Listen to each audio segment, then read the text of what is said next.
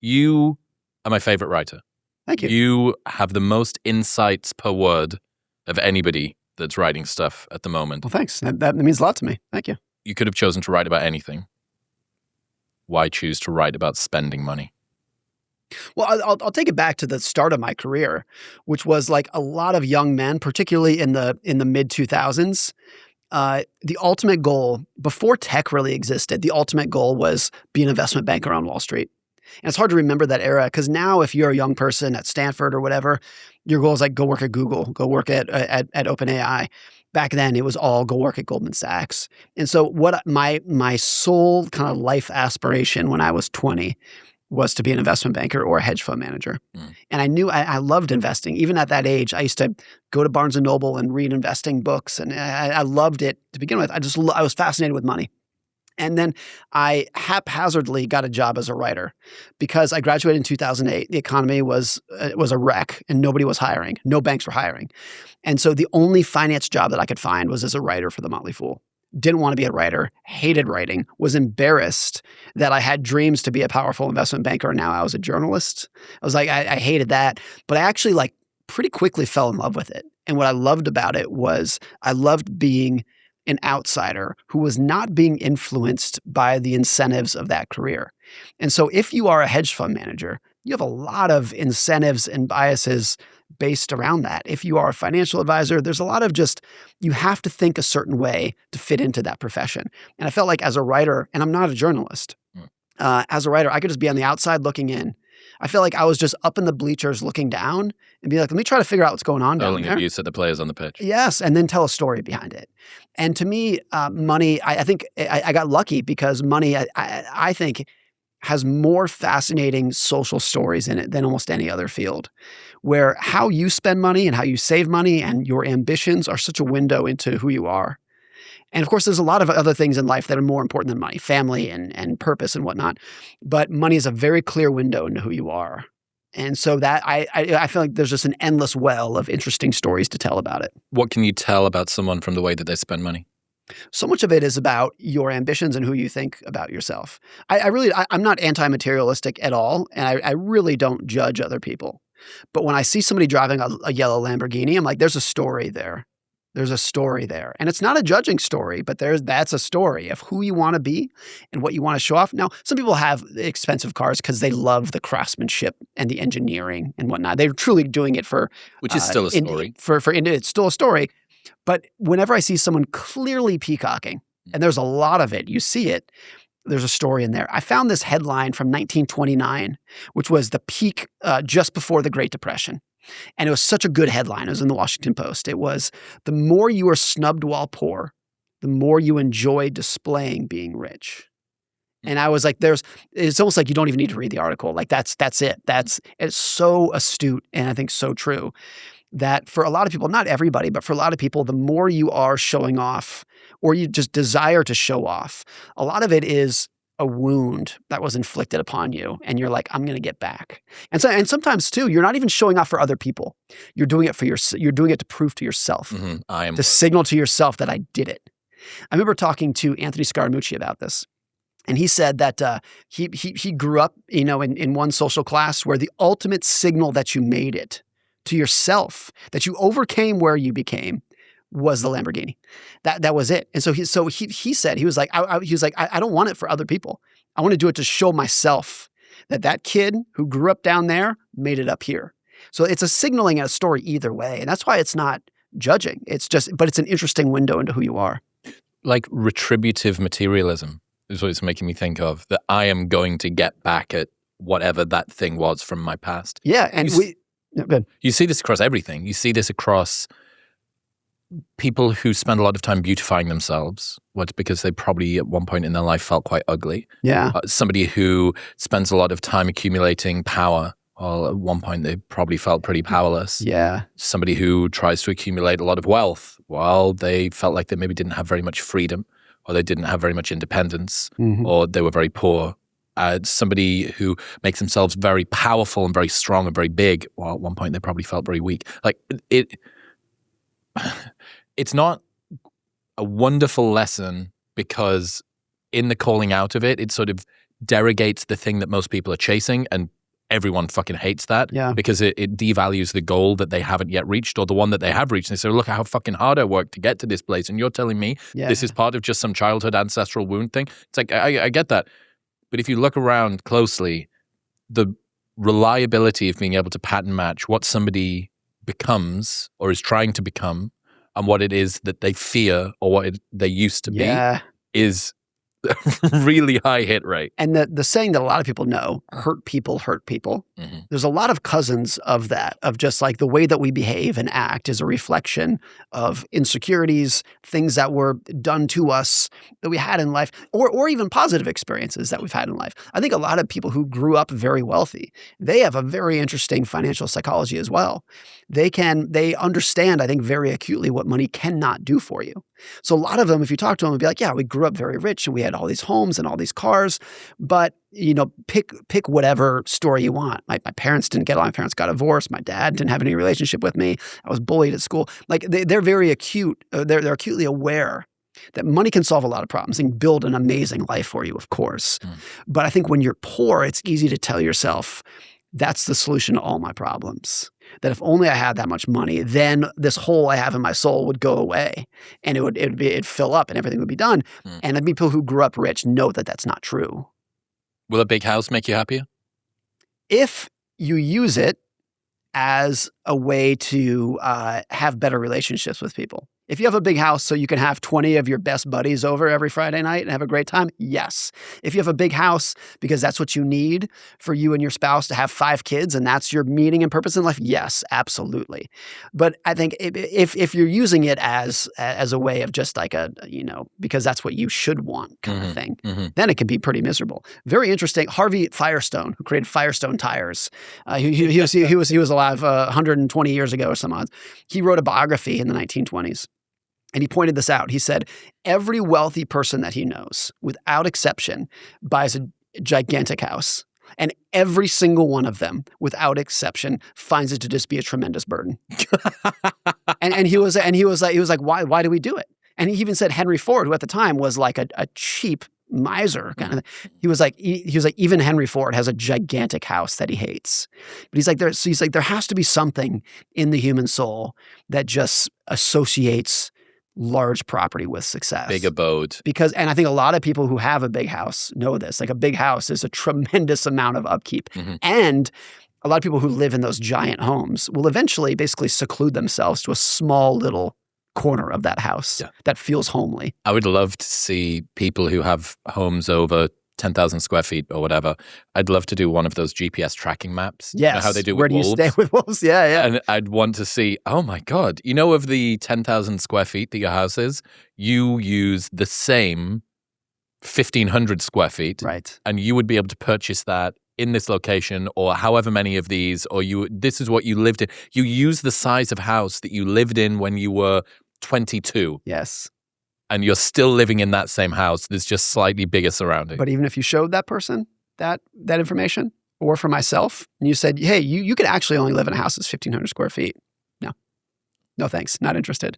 So that's what Harvey Firestone got right. He was like, it's a burden, but you still do it. And you're still going to do it. I have a friend whose parents live in a 20,000 square foot house, and he gave us a tour. And the tour was basically, down that hall, there's 4 bedrooms that nobody ever uses.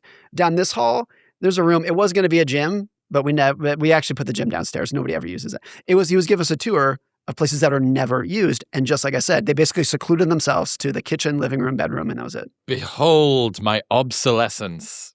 Look at how much surplus I have. But I think this is why it's such a fascinating topic, because people have always done that and they will always do it. An interesting point is even rich people, not all rich people buy fancy cars. Not everyone's into cars. Yeah. Not all rich people. Most rich people fly at a slightly nicer class. I think that's one of the places that very few people regret choosing to fly business over flying economy if you're in the market for that kind of travel quality. This is what Sam Zell, who was a billionaire real estate guy, he told David Senra this. Sam Zell said, the only true material luxury is flying private.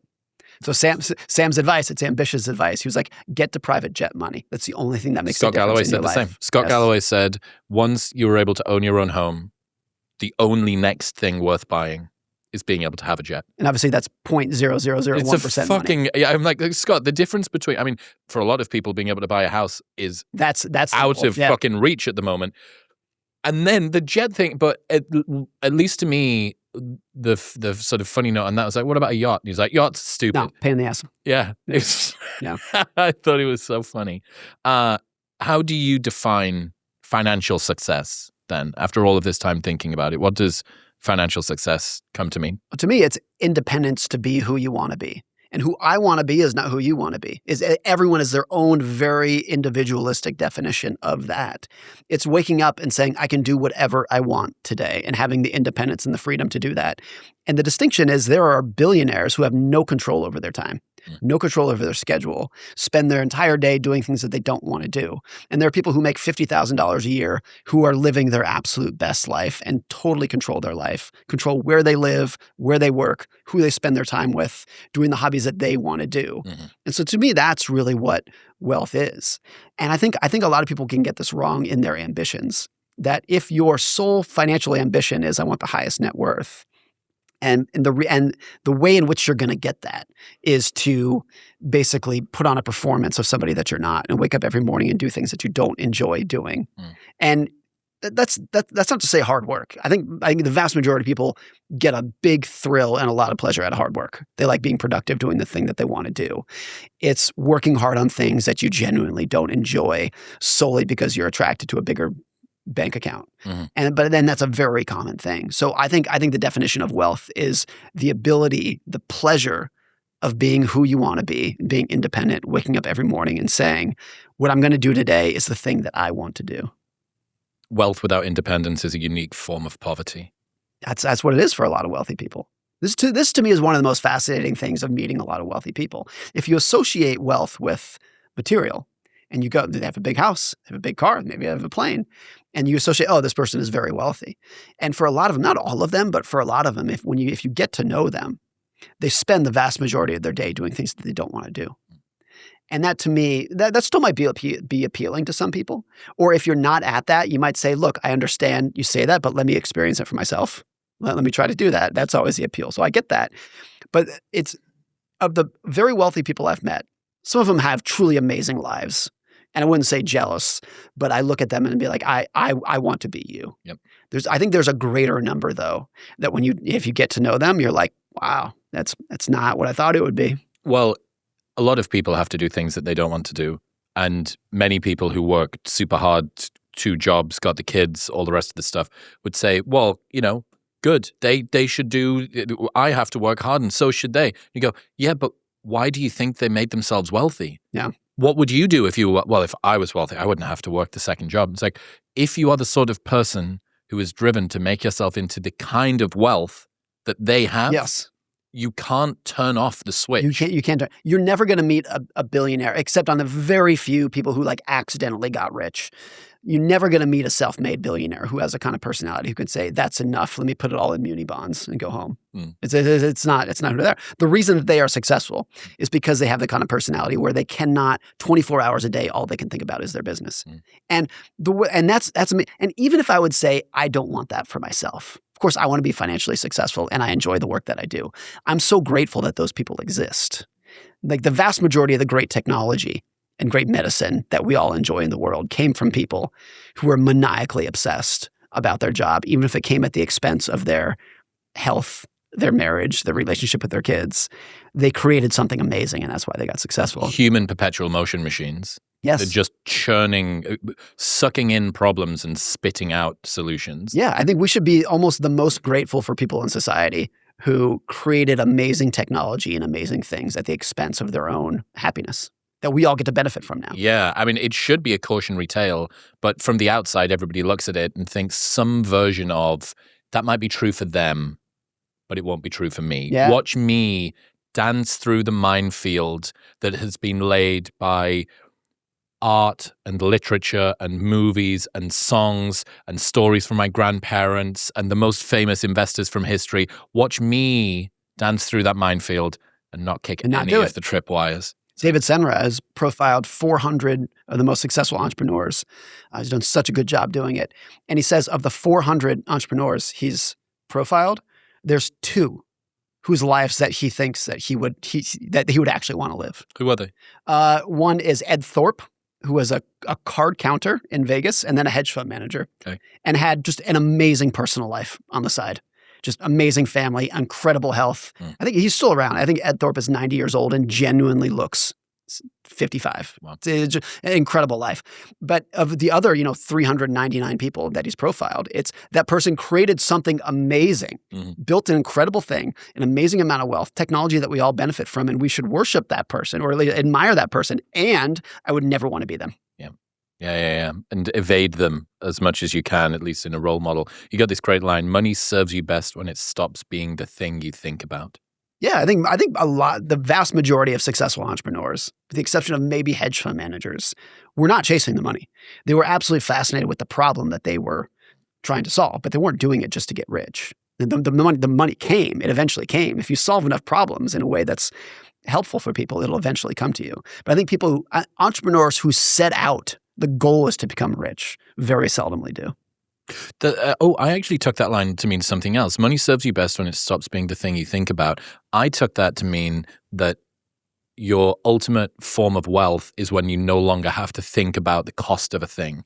You turn up at dinner and you don't mind putting your card down. You That's need to fly true somewhere. Sure. Yeah, you can stop thinking about it. So I was in Nashville a couple of months ago on tour, and I was there with Luke, who's my tour manager, and he was telling me this story about how his missus gets mad at him because it's 1 a.m. and he's still WhatsApping away. He has the highest phone use of anybody. Gen Z girls, TikTok addicts, like D-Gen, he has the highest, and it's all work. It's just work, and he just loves it. He used to be a club promoter, same industry as me. And the guy's an animal. He's so good at what he does, and he is unrelenting, and he has a lot of fun doing it too. So it's this kind of weird intersection of all the Venn diagrams. And he made this really fucking wonderful point. He said, I have a brain that likes to solve problems. I'm just trying to give it good problems to solve. Yeah, great. And I was like, still chills on my arms thinking about it, because lots of people have the kind of brains that are just looking to obsess over something, to try and make this piece fit to that piece. He is fortunate that he has managed to find business and kids and jiu-jitsu and wife and health stuff. And he's a bunch of interesting problems. Allow me to apply it to that. But if you don't have a sufficiently interesting problem, that's when people get obsessed with politics or porn or their ex or whatever it might be. And I think a really great solution to this, maybe should you do enough mindfulness to be able to relinquish your permanent obsession with problems? Perhaps. But a good interim strategy is just give yourself better problems to solve. I mean, a cousin of what you just said is, the FIRE movement, financial independence, retire early. You had all these people who would try to live incredibly frugal lives with a high savings rate, and then they would retire when they were 28 and had $500,000 in the bank, whatever it would be. So many of the people who actually did that, who retired when they were 28, were clinically depressed 6 months later, because they realized what their actual purpose was in life that gave them meaning and whatnot was work. And so many of those people who did retire went back to work. And so the idea that we all need meaningful problems to solve and to go is really important. And a lot of people get this wrong with retirement. They spend all of their retirement planning on how do I save enough money, and none of it on what am I going to do in retirement. I mean, that's a big problem for people. In other news, you've probably heard me talk about Element before, and that's because I am, frankly, dependent on it, and it's how I've started my day every single morning. This is the best tasting hydration drink on the market. You might think, why do I need to be more hydrated? Because proper hydration is not just about drinking enough water. It's having sufficient electrolytes to allow your body to use those fluids. Each grab-and-go stick pack is a science-backed electrolyte ratio of sodium, potassium, and magnesium. It's got no sugar, coloring, artificial ingredients, or any other junk. This plays a critical role in reducing muscle cramps and fatigue while optimizing brain health, regulating your appetite, and curbing cravings. This orange flavor in a cold glass of water is a sweet, salty, orangey nectar, and you will genuinely feel a difference when you take it versus when you don't, which is why I keep going on about it. Best of all, there's a no questions asked refund policy with an unlimited duration. Buy it, use it all, and if you don't like it for any reason, they give you your money back and you don't even have to return the box. That's how confident they are that you'll love it. Plus, they offer free shipping. in the US. Right now, you can get a free sample pack of Element's most popular flavors with your first purchase by going to the link in the description below, heading to drinklmnt.com/modernwisdom. That's drinklmnt.com/modernwisdom. Isn't there some data around people who retire dying more quickly as well? I'm pretty sure that there was a study done on people who decide that they're going to retire at 60 or 65, and there are many things that contribute to how long you're going to live, but one of them seems to be how early you stop working. Yeah. And if you stop working earlier, you tend to die sooner. And I mean, continuing to serve your corporate overlord as a longevity strategy might be a little bit of a high-risk move for me to put forward. But I think something. The lesson is, yes, meaning, purpose, reason to get up, structure, collegial, sharing with other people, problems to solve, keeping the mind active. It's a big suite of things that come from work that is more than just the paycheck. The only formula that I put in the book, it's the simplest that I could do, is a formula for a pretty good life is independence plus purpose. And I think it's hard to have a good, meaningful life without both of those things. The independence to be who you are and do what you want, and the purpose, the wisdom to solve interesting problems, hard problems, as you said. I think that's important. I think you need both of those to have a good life. And I guess you need the independence so that you can choose the problems that you want to solve. And purpose will be different for everybody. For me, it's my kids right now. That'll change when they're on their own.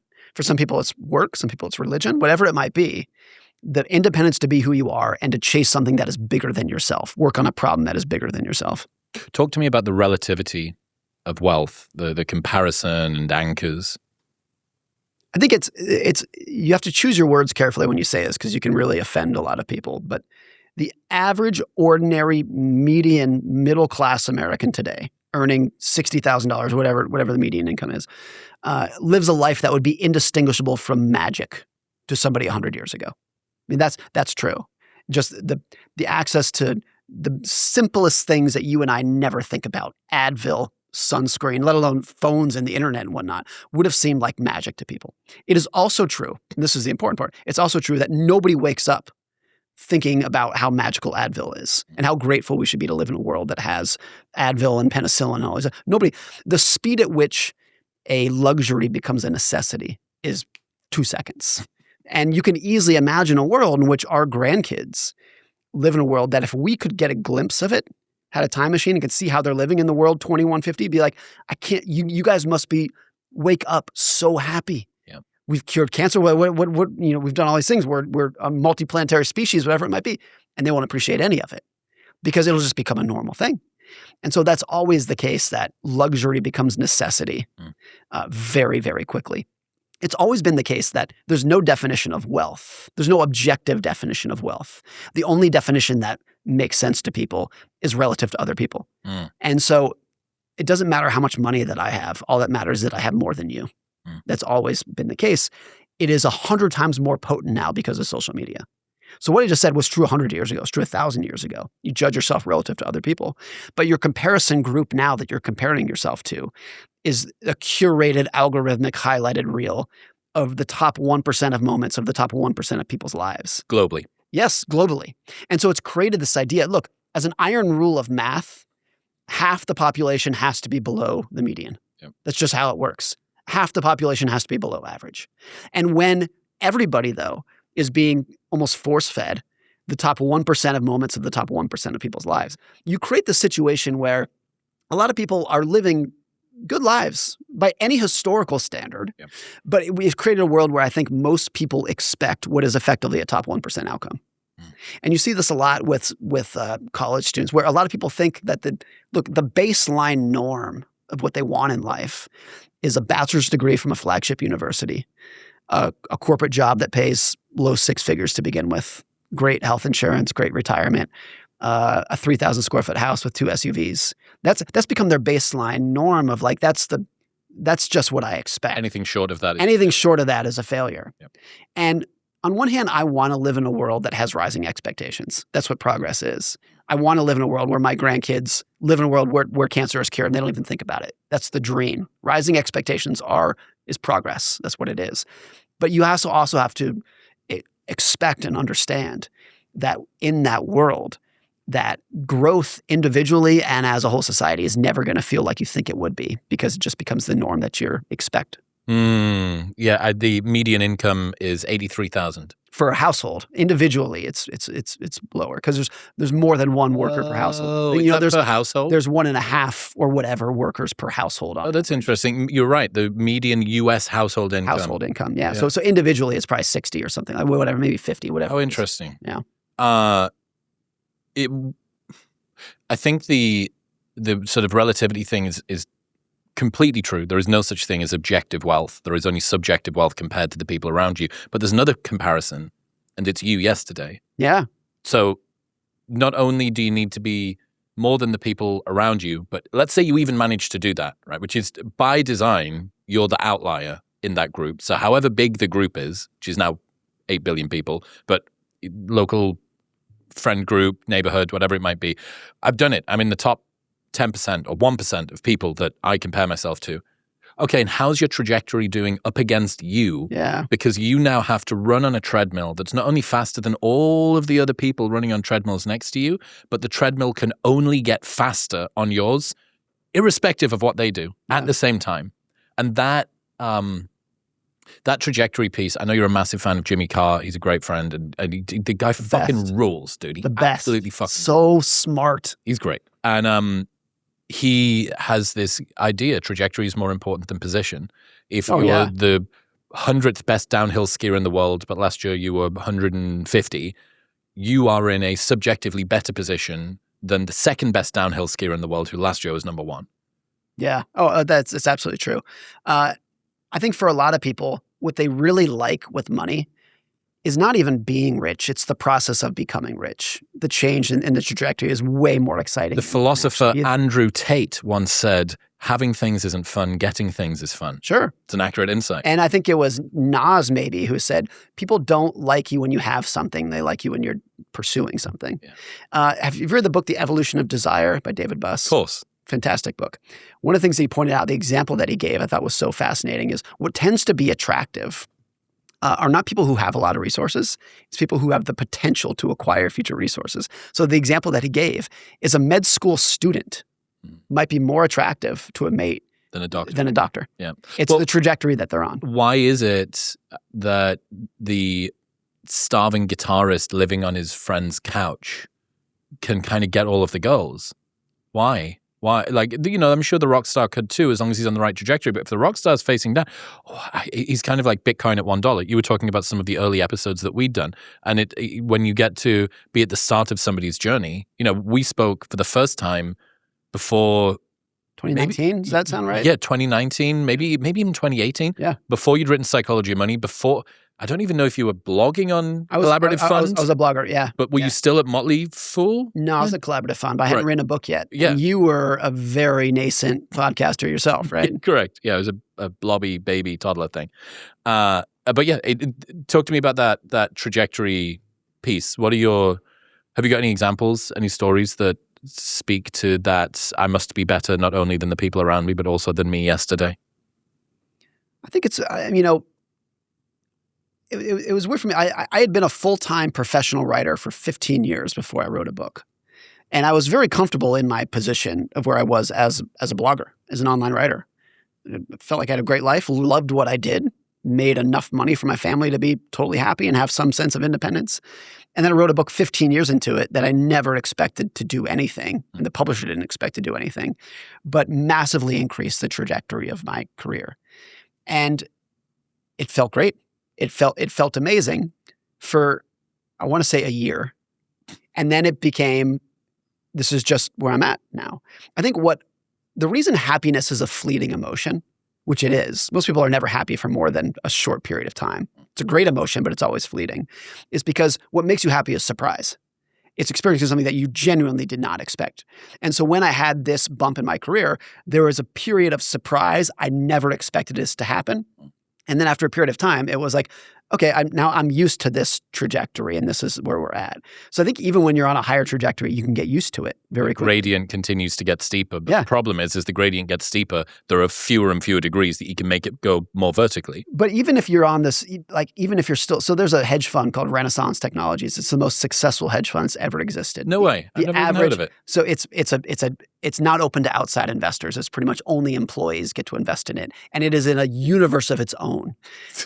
Its average annual returns going back like 30 years are 66%. Just at a complete, which if you don't know anything about finance, that is like Michael Jordan times 50. It's a different universe. And, but look, when you've earned 66% every year for 30 years, and if you earn it next year, like you got richer, but you're like, yeah, that's just what this does. That's just where I'm at. Yeah. That's what I expect. And I imagine like when Taylor Swift makes $1 billion on tour, she's like, yeah, that's what I do. And anything short of that is a failure. Anything short of that is a failure. Right. I think that's always the case with anything that you do. Great line in a John Bellion song. He says, if the higher I climb is the further I fall, then why love anything at all? He's talking about emotional connection and opening up your heart and then potentially being broken. But the same thing is absolutely true when it comes to status and striving and money and success and accolade. Your last album got a Grammy nomination. Well, this year it better get a nomination or win, or you better get 2. Yeah. Or else you're going backward. It's not very good. The one career profession I think is really interesting in here is President of the United States, because you are the most powerful man in the world with anything at your fingertips. And by the beauty of democracy, it's a short-term job. Yep. And after being the most powerful man in the world, one day you wake up and you're just some guy named George Bush. And there's very few careers that are like that, where you are absolutely tippity top for a moment, but it's going to end. And yes, you can have book deals and speaking deals and have a good fortune, but there's going to come a specific day where nobody cares about you. Well, I mean, imagine the first book that you write being a global international bestseller at a rate that's hereto unknown of in the entire industry, and then having to write a second one.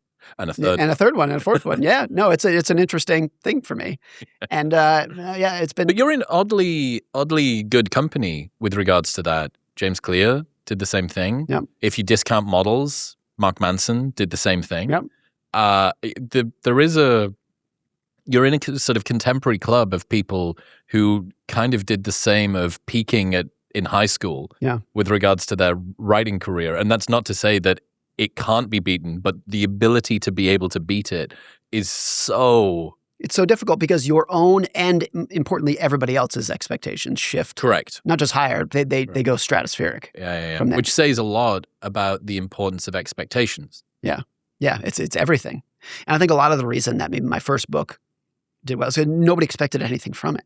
Nobody expected. Readers didn't expect anything. The publisher, I didn't expect. It was all upside right there. And everything that came after that was like, if this is anything short of absolute life-changing in every sentence, I'm going to consider it a failure. A quick aside, I've been using 8 Sleep for years, and I genuinely can't imagine life without it. Having a mattress that actively cools and heats each side of the bed is a total game changer. And the newest model, the Pod 5, takes things to the next level. It now includes a temperature-regulating duvet that works with the smart mattress cover to deliver full-body climate control, maintaining your ideal temperature from every angle all night long. The new base also includes a built-in speaker, so you can fall asleep to ambient sound, rainfall, or Dr. Andrew Huberman, whatever helps you switch off. And with upgraded biometric sensors, it now runs nightly health checks, identifying disrupted breathing, abnormal heartbeats, or sudden changes in your HRV. It now cools, heats, elevates, and monitors your sleep better than ever, which is why 8 Sleep has been clinically proven to give you up to 1 hour more of quality sleep every night. And if you're still on the fence, they have a 30-day sleep trial, so you can buy it and sleep on it for 29 nights. And if you don't like it, they'll just give you your money back. Plus, they ship internationally. Right now, you can get up to $350 off the Pod 5 by going to the link in the description below, by heading to 8sleep.com/modernwisdom and using the code modernwisdom at checkout. That's EIGHTsleep.com/modernwisdom and modern wisdom at checkout. How much of modern dissatisfaction do you think comes from comparing ourselves to people that we don't actually want to be like? I think that marries what we were talking about before, which is a lot of the richest, most powerful people on the planet are secretly or even kind of publicly miserable. Don't want to be? Yeah. I think what's more important, you remember the show MTV Cribs? Of course. Were you of that generation? I know you're young. Yeah. That was most people's view into how the other half lives. This is before social media and whatnot. And that was it. But it didn't really inflate your aspirations because you know that's not a peer. It's Jay-Z. It's Shaq. Of course he has a bigger house than I do. What social media did is it showed you people who ostensibly should be peers, or at least that's the idea. They've got an Instagram login as well. They use the same platform that you do. That's just a normal. That's not a celebrity. It's not Shaq. It's just a guy who looks like me, but he's obviously living a much better life than I do. So it created this idea that like that's where I should be, and I think that's the poison of what it is. It gives the impression that people who are showing you a tiny little fraction of their life. It gives you the impression that that's what you should be doing right now at this moment too. What have you come to learn about the relationship between money and status? You bring up our friend Jimmy Carr, who I admire so. I think he's so brilliant. I have such a fondness for comedians. Have you got to speak to him? We've DM'd a couple times, but I love the guy. He's so great. Yeah. And I think what's great about comedians is that if you have a favorite comedian, you don't know and you don't care how much money they make. I saw Louis C.K. live a couple weeks ago, and this is part of who he is. He stumbles out on stage. He's wearing like a shirt that's way too big for him and his dirty jeans and people love him. They love every second of it because what you love them for is their comedy. Obviously, you don't. It's a rare situation where I'm like, what I value you for has nothing to do whatsoever with your financial success. And so you have like the relationship between money and power. If you're talking about like a businessman or an entrepreneur, you might measure their success based off of their net worth. If you're talking about if your favorite athlete had a gambling addiction and lost all their money, but they're still just so much fun to watch on the court, you wouldn't care that much. And there's a lot of athletes who did fit that bill. And comedians who might fit that bill. If this is not the case, but if my favorite comedian, if I found out like he hasn't figured out how to monetize it yet, and the guy's actually broke and lives in a tiny apartment, I don't care. I'm going to watch every special because I value them for something more than money. And that's true for your best friends. I wrote about this in the book. One of my best friends, I've known him for 20 years. The best guy I know. I have so much fun hanging out with this guy, and I've known him forever. And of our peer group, he makes by far the least amount of money. And it really bothers him. And he talks about how inferior he feels and whatnot. And I told him one day, I was like, if you are a funny joke teller and a good friend, you're fun to hang out with, I love our conversations, you're working hard to support your family, you're a good dad, you're a good husband, you're a good citizen. If you do those things, you've earned 90% of the points that I am willing to give anybody. If you also happen to be rich and successful, I might bump you up to like a 9.2. But let's not pretend that like what I enjoy about you and like about you is that his issue though is not your warmth and respect to him. His issue is his perspective of himself. Right. It's how he feels about him, not how he feels you feel about him. I think, and in some ways, this is unavoidable. So I'm not saying this is even a bad thing. It's just a real thing. But we want to think that what people admire us for is our wealth. And 90% of the time, if you run through the people who are most meaningful to you in your life, they don't value you for your wealth. And the thing that they might value for has nothing to do with money. My kids don't care in the slightest whether my income went up last year or what our net worth is. They care that I listen to them and that I play football with them in the driveway and that I read books to them and that I'm a good friend. I have another friend, the same friend who gave me the tour of his very large house that was mostly not used, who said, sometimes I have days where I wish my dad was just a normal guy who drove a Subaru. That the money was actually getting away. It was getting in the way. He inherited the money? Yes. Right. That the money was getting in the way of his ability to just be a normal, good dad. And when you have that much money, it was the center of everything that they did in life. Was like, how do we use our money for philanthropy and the lifestyle that we live? And he's like, sometimes I just want my dad to just go out and play baseball with me, to be a normal guy. Isn't that strange that people who are struggling for money are obsessed with money? And people who have lots of money are obsessed with money. Both groups at both ends of the barbell are much of what they're spending their time thinking about is their wealth. I think that's true for a lot of things in life. If you've known someone who's dealt with infertility, they will do anything to have a kid. They would chop off their arms, do anything to have a baby. If you know people who have newborns, they would do anything to sleep tonight. They would chop off their arms for this kid to shut up and let me sleep. So it's always the case that like the extent to which you value something. If you want something and you can't have it, you value it more than anything. When you have it, the value diminishes. And if it's taken away from you, then the perceived value goes up tremendously again. Such playground mentality, this sort of scarcity equals value. Yeah. For everything. How could it be any other way, though? Of course, that's always what it is. That scarcity equals value. Because dopamine is a hell of a drug. That's it. That's a lot of it. And in a competitive world where we're all competing for attention, we're competing for jobs, we're competing for spouses, we're always competing. Again, it doesn't matter how much I have. It just matters that I have more than you. The happiest people I know are the most content, not necessarily the richest, healthiest, or most successful. Is it possible to train contentment? Pretty difficult, I think. I think there are a lot of things in behavioral finance that it's just who you are, and that who you are was forged at conception. And there's not a lot you can do about it. Daniel Kahneman was a psychologist, won the Nobel Prize in economics. He was basically the godfather of behavioral finance. Came up with the vast majority of the theories that we all talk about that dictate how we think about money and success. And we asked him one time, like, has all of this research that he had done over the previous 70 years, has it made him better at making decisions? And like, no. Without hesitation. No. And so you're like, if somebody like him, it hasn't necessarily helped him. So I think for a lot of this, the flaw that people make is seem like I can learn about the psychology of wealth and money and investing and then change myself and change my behavior. And I think a lot of the evidence is no, you can't. I think the best you can do is become more aware of who you are and accept it and build a financial plan and build goals that are around that. I remember, I'll give you an example of this. Jeff Bezos was talking about when he started Amazon in 1994, I think it was. And he used this is now famous, the regret minimization framework. And he said, if I started Amazon and it failed, I would not regret that. But if I didn't start it, I would regret that for the rest of my life. And I remember hearing that and being like, that's awesome. I love that. And that is so not me. If I put everything I had into a startup and raised money for my parents and worked 150 hours a week for 5 years and it failed, I would be beside myself.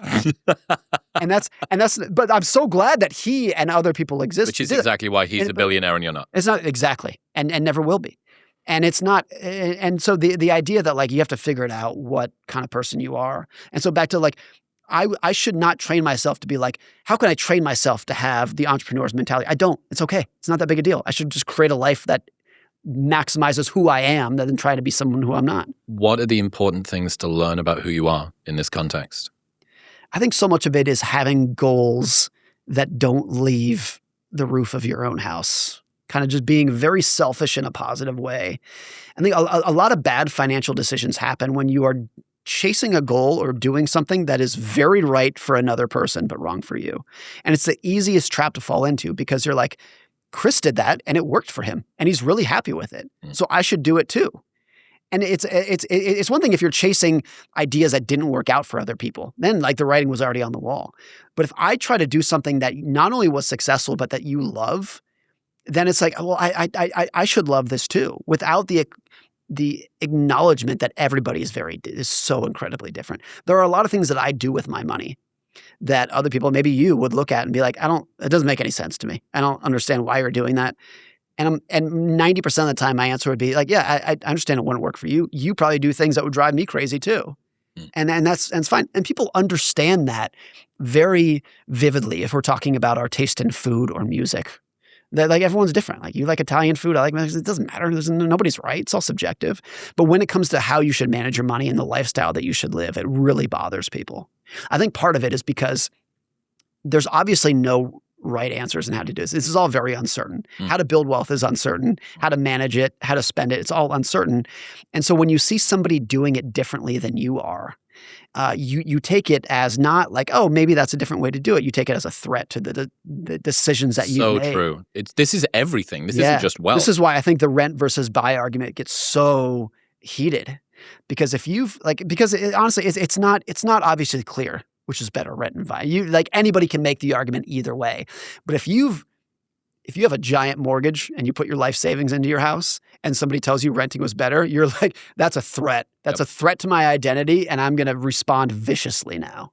What's that line of yours where you say most debating on the internet are just people with differing perspectives being unable to understand the others? Talking over each other. Yeah, people just Most people, whether it's how you invest your money, When people are like, no, Bitcoin, no, index funds. They're different people talking over each other. I'm a Bitcoin guy trying to tell you, an index fund guy, how to be a Bitcoin guy. And the truth might be, it's like Bitcoin is the absolute right way that you should invest, and index funds are the exact way that I should invest. And that's where a lot of people get, like most debates about this. There's people with different time horizons, different risk tolerances, different cultures, different family goals, and not understanding that it's okay for people to have different views. Spending money to show people how much money you have is a fast way to go broke and an expensive way to gain respect. It's the fastest way to have less money. Spending money to show people how much money you have is the fastest way to have less money. And so this is why I think one of the most valuable financial assets is not needing to impress strangers. It's the most valuable financial asset that you can have on your balance sheet, is to say, I want to use money as a tool to give myself and my family a better life. I do not want to use it as a yardstick of social status. By and large, because we massively overestimate, almost always, how much other people are paying attention to us. I've seen some fascinating studies. I thought they were so well designed, of a study where some researchers took a woman and they put her in an objectively hideous, ugly sweater. Like a comically ugly sweater, and sent her into a party. And she mingled about, like, with a sense of humiliation. And she came back out and they said, how many people in the party noticed your sweater? And she's like, everybody. Like, everybody's staring at me and laughing. And they go into the party and they start asking people, did you notice a woman in the ugly sweater? No. Nobody's thinking about you as much as you are. And I think, so the idea, it's so easy to tell yourself, if I had this house, car, clothes, whatever it might be, that other people will notice and elevate my status and pay attention to me and look at me and say, wow, look at Chris. He's such a cool guy. And the reality is, most people aren't thinking about you because they're too busy thinking about themselves. They're inside their own head. Have you seen the Dartmouth scar experiment? No. It's similar to that. So study participants were brought in and they were going to sit down and have an interview. As they were putting makeup on them, prosthetic makeup on, they make up the scar across their face. Like a huge, big smile, as if you'd been in sort of gang violence. This massive scar across their face. And then as they're about to head in, they say, oh, just one moment before you go in, we're gonna touch it up and just refine the scar a little bit more. And the participants weren't allowed to see themselves before they went in. They removed the scar. They put them in. They said, have the interview come back, tell us, do you think the person noticed the scar? Do you think that the interview went well or badly because of their impressions of this? They couldn't stop staring at it. I'm absolutely certain that they were judging me because of it. This is horrible. This is so bad. Please look in the mirror. The scar wasn't even there. Wasn't even there. Right. I think a lot of times it's really interesting if you meet someone the first time and the conversation goes great. And sometimes a couple hours later, they'll email you and say, God, I'm so sorry that I said X, Y, and Z. After I thought about it, that probably offended you. And I'm really, and 99% of the time, I didn't think about it whatsoever. So the idea that most people, they don't have the bandwidth to think about you because they're busy worrying about themselves. And so in that situation, there are probably people in that room who did have scars, did have birthmarks, did have ugly sweaters. They're worrying about themselves and not thinking about other people. What's that word for staircase regret? L'esprit d'escalier. Yeah. Familiar with that? No. Okay, so l'esprit d'escalier, staircase wit, is a French term used in English for the predicament of thinking of the perfect reply too late. Oh, all the time. As you're going down l'esprit d'escalier, and someone said, we'll know when AI has fully reached human intelligence when it regrets not saying the thing it meant to say on its way out of the chat. See, this is why I like blogs more than books. Me too. Because I would always do that. I would write a blog post, and a week later, I'd be like, God, in that second paragraph, you know what sentence I should use? I should use this sentence. That's the next blog. No, I'll just go update it. I'll just go update the blog. Okay. Whereas a book, when it's printed, it's done. That's the issue with email, right? Yeah. If you're pumping this stuff out, you don't get back to go back into someone's... Can't go back into think it, yeah. Yeah. Okay. A quick aside, you've probably heard experts like Dr. Rhonda Patrick talk about the benefits of omega-3s. They reduce... Hello? Omega-3s? There they are. They reduce brain function. No, they don't. They support brain function. Maybe I should take more. They support brain function, reduce inflammation, improve heart health, and are backed by hundreds of studies. But here's the thing. All omega-3s are not made the same. Most brands cut corners. They use cheap fish oil, skip purity testing, throw in fillers, and call it a day. But with Momentous, you know you are getting the highest quality omega-3s on the market. They're NSF certified for sport, and they're tested for heavy metals and purity. So you can rest easy knowing anything that you take from Momentous is unparalleled when it comes to rigorous third-party testing. What you read on the label is what's in the product, and absolutely nothing else. Best of all, Momentous offers a 30-day money-back guarantee, so you can buy it and try it for 29 days. And if you don't love it, they'll just give you your money back. Plus, they ship internationally. Right now, you can get 35% off your first subscription and that 30-day money-back guarantee by going to the link in the description below or heading to livemomentous.com/modernwisdom and using the code modernwisdom at checkout. That's livemomentous.com/modernwisdom and modernwisdom at checkout. When you look at the happiest people that you've met, what did they have in common that money alone doesn't explain? I think they were very internally benchmark focused. Their benchmark for how well their life was doing was like health, marriage, kids, job. It was it didn't leave the confines of their roof. And you can flip that around and say some of the least happy people you met are a purely external benchmark. How beautiful am I? How many followers do I have? How many other people do I think are looking at me? It's a very external benchmark focused. That's almost always the case. The internal versus the external benchmark is everything in terms of contentment and money. And contentment's important because the emotion that people want to chase with money is happiness. I want to be happy. Because as I said earlier, happiness is always fleeting. You experience happiness and it's awesome, but no one's happy for more than usually a couple minutes at a time. I use the example of happiness as like humor. Like if I tell you the best joke in the world, or if we listen to Jimmy Carr, let's say, and it's the funniest joke, you laugh for 30 seconds. You don't laugh for 30 years. That is not how humor works. And if I tell you the joke every day over and over again, you're like, stop. It's lost all value at this point. And I think so happiness is that way. It's a great emotion. It's fleeting. Contentment, though, is permanent. Isn't it interesting that music is different? You can listen to your favorite song 1,000 times and still love it on 1,001, but the same is not true Movies. with jokes. Movies. Derek Thompson of The Atlantic used to be at The Atlantic wrote about this, that if you watch a movie 100 times, you want to blow your brains out. It's just you hate it. But you listen to a song 1,000 times, it can get better over time. It's a different part of your brain that's processing it. Yeah. But I think that it tends to be the case. But being content, just waking up and being like, I got everything I want and I can live in the moment and just appreciate what I have. And yeah, there's a lot of people who have a lot more than me, but I don't focus on that. I got everything that I need right here. It's a unique mindset. There's two elements that I thought about a lot last year to do with happiness. One is that happiness can only arise when uncertainty isn't present. Like if you're highly uncertain and maybe you're uncertain about how the football game's going to go and that's kind of exciting. But when we're talking about life, ambiguity, is my job going to be around in 3 weeks' time? Or is my partner going to stay with me? Or is my dog going to die? Or is my kid going to come home? Uncertainty is just cancerous to happiness. And the second one is from Naval, which is happiness can only arise when you don't want things to be different. Yeah. Like if things are uncertain or ambiguous or ambivalent and you want the world to be different, that is those two things, and they cross over a lot. They're often intersected. It becomes very difficult to be happy. So in as much as money is able to reduce uncertainty and allow you to want things to be different less, I think that creates a nice foundation because that's kind of like a price that everybody has to pay. If you've got high uncertainty and you want lots of things to be different,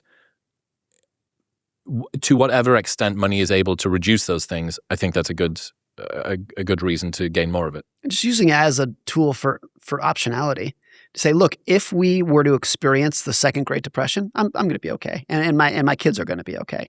If I want to change careers, I can do that. If I want to move, I can do that. If I want to work less, I can do that. Having the mere option to do it, even if you're not exercising that option, is tremendous for people. Of just waking up this morning and being like, my life's in my control. 35 to 40% of adults in the US say they couldn't cover a $400 emergency without borrowing or selling something. Shocking, right? And look, here's the thing. If you had said that statistic to someone 100 years ago, and it wasn't $400, it was $40, whatever it be adjusted for inflation, people would be like, yeah, that's how life works. Life is fragile and brutal. And the idea that you have unemployment and you need to and drastically reduce your lifestyle, that would be the norm for people. I think we're fortunate to live in an era where there's an expectation that ordinary people are going to have some semblance of protection and safety because other people do in their life, right? Yeah. What's your favorite historical example of the difference between being rich and having wealth? Because there is a difference between these two things. To me, the most interesting family of all the mega rich families that existed, of all the robber baron families, the mega rich, the Carnegies, the Rockefellers, and the J.P. Morgans did pretty good job managing their money. They lived good lives themselves. They left it to beneficial causes. Not perfect, but they did a pretty good job of it. The Vanderbilts, I think, by far did the worst. And it's such a fascinating example to dig into, the Vanderbilt family of, when Cornelius Vanderbilt died, adjusted for inflation, depending on metrics you use, he had something like $300 to $500 billion, adjusted for inflation.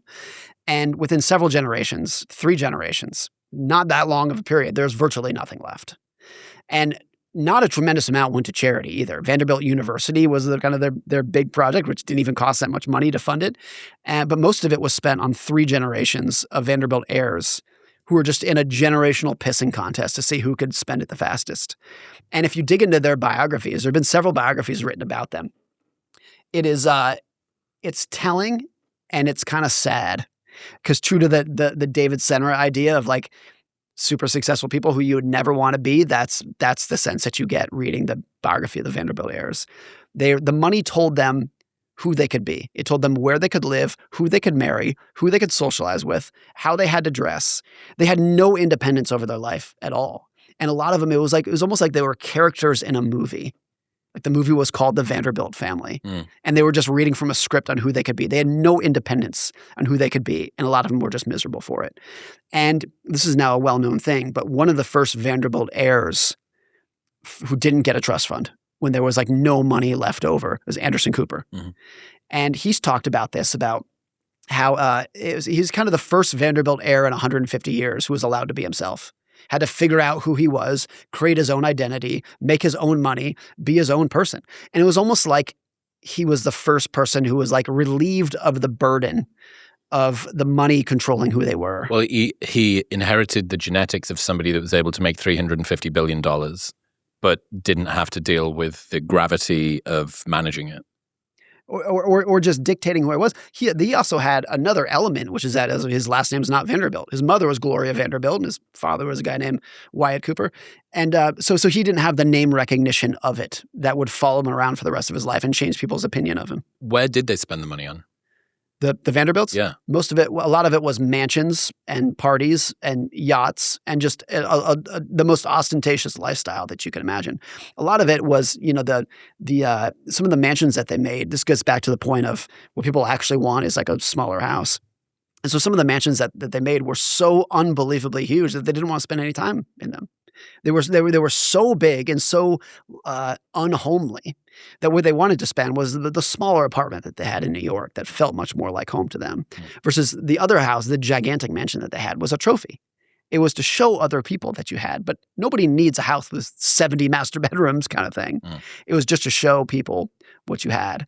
And I think there's another element here which is when you don't make the money yourself, when it was inherited from somebody else, then the symbolism of what you've overcome doesn't exist. It's not there.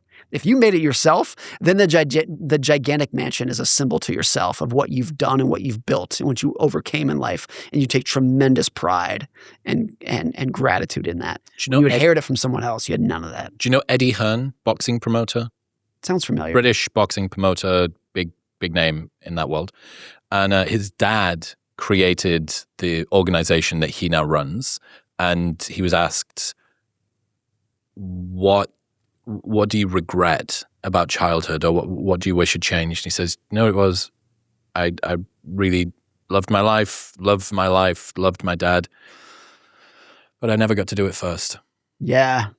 I never got to do it first. And if your parents are unbelievably successful, there's no chance statistically that you'll ever exceed them. Well, I mean, if your son wants to become a writer, what's the likelihood that you can outstrip the psychology of money? You, the guy who wrote it, can't outstrip the psychology of money. Right. And imagine if one of Elon Musk's children is an entrepreneur and creates a business that's worth $1 billion. That's cute.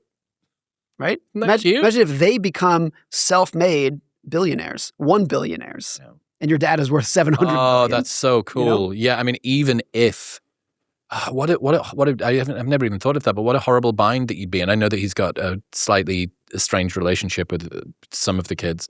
Even if you would say, I don't want any of the inheritance, I don't want to even take the name, I'm going to change all of the things. And then you go and independently, you become a millionaire or a billionaire. Yeah. How many people are going to go, yeah, well, I mean, you were Elon Musk's kid. You go, I don't even talk to, we haven't even, look, I'm not even on the web. Yeah, but you were Elon Musk's Well, kid. look at that, something where you can't necessarily use your parents' status. Someone like Bronny James. Is that LeBron James' son. Oh. Who now plays for the Lakers. He's made the NBA. Unbelievably good himself. But he's always going to be LeBron's son. Yeah. Right? You know what's interesting, though? Steph Curry's got a higher percentage shoot than his dad. Is that right? Yeah. So what you see is typically a regression to the mean in the world of basketball. Seth Stevens-Davidowitz did a wonderful book on basketball, the mathematics of basketball, basically. For every inch that you are over 6 foot, your likelihood of getting into the NBA doubles. So it's twice as much, and it doesn't stop to 6'7", to 6'8", to 6'9". It just keeps going. But the regression to the mean usually happens. Like if you have this outlier freak of an athlete, typically the son goes a bit closer to whatever the median is, except for with more skill-based players, and that is typically free throw shooters. Yeah. Because not only have you got some of that genetic material that's percolating through you, but you've also got all of the expertise, all of the tactic, and all of the training. And Steph Curry is the canonical example of this, that his dad was really, really great at what he did. And Steph Curry's better. Yeah. So there's some cool, it's okay, well, what are the kind of inheritances that I can take from my parents?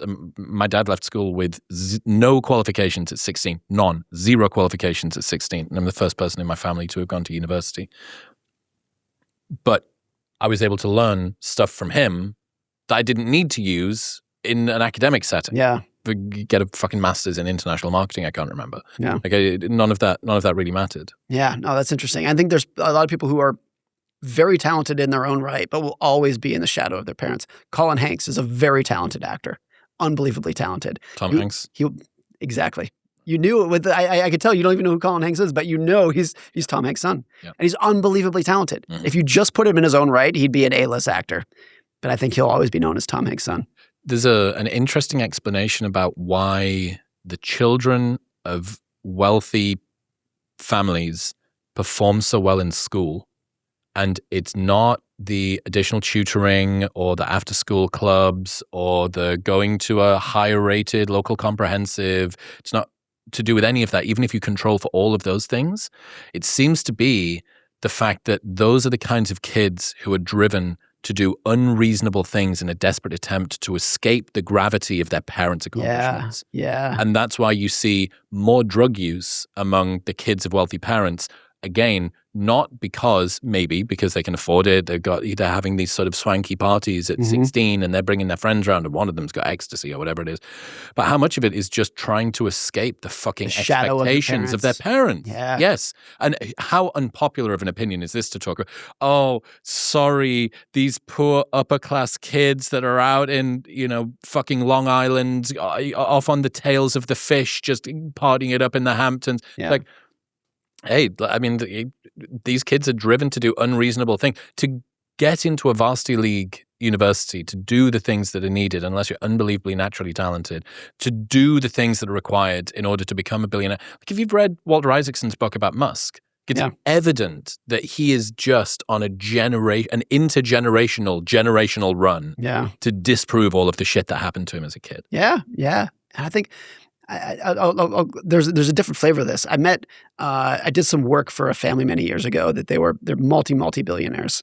And it was the grandfather who made all the money. And I was working with the grandchildren who were mostly like probably 18 to 25 years old, let's say. And I was there to teach them about some money stuff. And one of the things they said, because the other element here was all of these kids were very good looking. The guys and the girls are extremely good looking, and they all have access to unlimited money and live unbelievable lives. Yep. One of them had a helipad in his backyard kind of thing, just unbelievable, quintessential billionaire children. And one of the things they brought up was how hard it is to date.